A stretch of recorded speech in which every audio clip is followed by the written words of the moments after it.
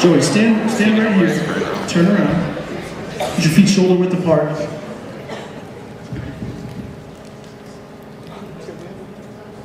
can just meet the mic. Did you turn it on?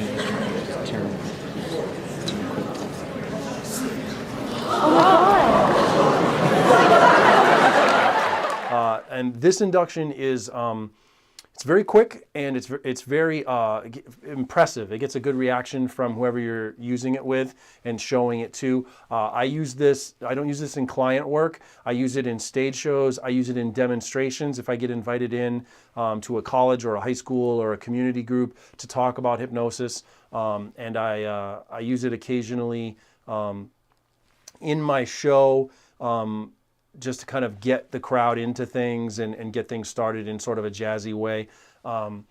It's an induction that is very hands-on. So if you're not comfortable touching people, then you probably don't want to do this, because it does require you to really be physically in contact with people a lot. And that's mostly for their safety. Evan, we'll move you over here into the center of the frame a little bit more. When you get started with this, anytime you do any of this stuff, you always get your physical positioning set up first. You're going to direct the volunteer to put their feet together, maybe a little bend in their knees, just a little one so that their knees don't get sore, but you don't want them to be real relaxed either. You want them to be pretty strong in their legs for this.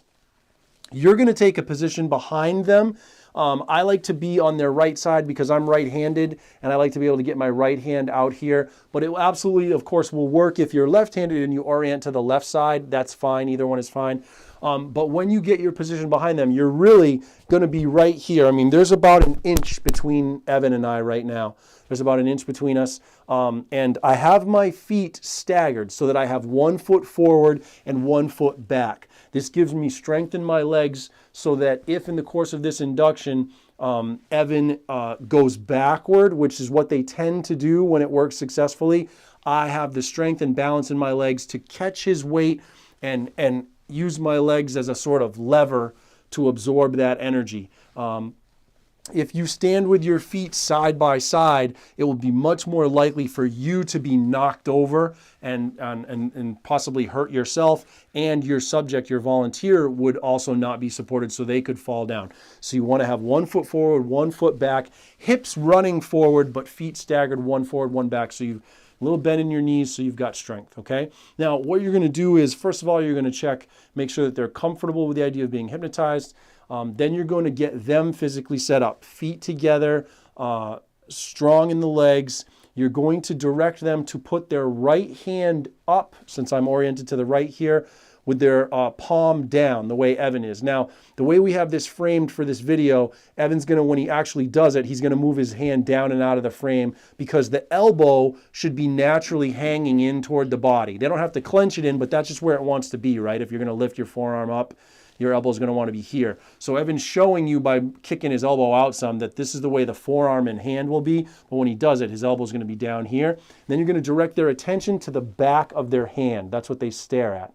So the first level of hypnotic sort of construction here is we are using some focus. We're using visual fixation. He's going to fixate on the back of his hand. You're going to take your hand and put it palm up underneath their hand so that it's touching. All right, you're going to place your hand under theirs. You're going to press your hand up against theirs actively. And you're going to tell them to expect this, and you're telling them it's okay. In fact, you're going to build your pattern around the idea of them wanting to push your hand down as much as they can. All right, and I'll role model that in a minute. But it's completely, there will be contact, there will be pressure and pushing here, so be prepared for that. You're going to take your left hand, you're going to place it on their left shoulder. This gives them a sense that you're sort of there and you're there for them, and you're going to take good care of them. It also will factor into the actual process at a future point. All right, so this is the setup. Feet together, arm up, hand up with the palm down. You place yours under. Left hand on the left shoulder, right hand under their right hand. And then you start your pattern. Now your patter is designed to create fixation on the back of the right hand, then introduce a level of confusion, and then surprise and overwhelm them. All right, so it's kind of weird for me to talk about the patter. I think it'll be easier for you to just hear it, but I will go through the process. So once I have them physically set up, I direct their attention to the back of their right hand. I keep them focused there with my patter, and when I'm ready to go, I'm going to ask them an odd, very strange question that makes no sense. This will create confusion, and immediately I'm going to drop my right hand away and simultaneously tug, not hard, just a gentle tug back with the left hand. So now we had fixation, then there's this weird question, then there's, oh, why is the hand going away? What's that all about? And, oh, there's a tug. There's a lot going on at once. What it does is it overwhelms the mind, opens them up to an immediate confusion state in which you give a sleep command and they will just go into hypnosis. All right? We'll role model the whole thing.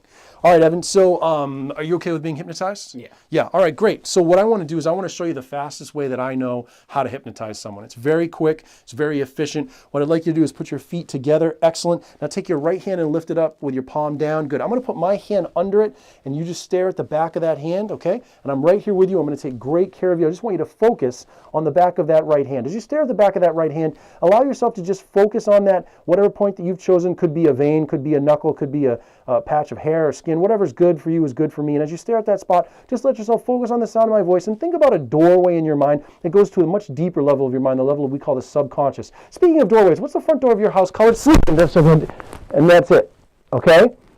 And then you'd patter. You'd patter them down. Now you see Evan released and immediately came back against me, and because of my positioning, I was able to pull with the left hand and then trap, so that I have his body weight against me, my offset legs give me strength, and I have complete control over where he goes. I've got all that down. Now what's going to most often happen, there's two results that will occur. Some people will get eye closure, the head will get heavy, and their torso will loosen up some, but their legs will stay strong, and they'll just sort of slouch like that. More often what happens with this, when it really works with people, it works really well. They go completely loose and limp like Evan did initially when I did it with him, and the pull on the left hand brings them back against you, and then they want to just lay down. So you have to guide them downward to the ground. Some of them will knock out at the hips like a plank, and you'll need to really guide them down. Some of them will hinge at the hips, and you'll just sort of hook them and guide them down slowly. So on the one hand, you have to manage the physical adjustment of their positioning in a safe manner, but also you have to manage the hypnotic process while you're doing all that.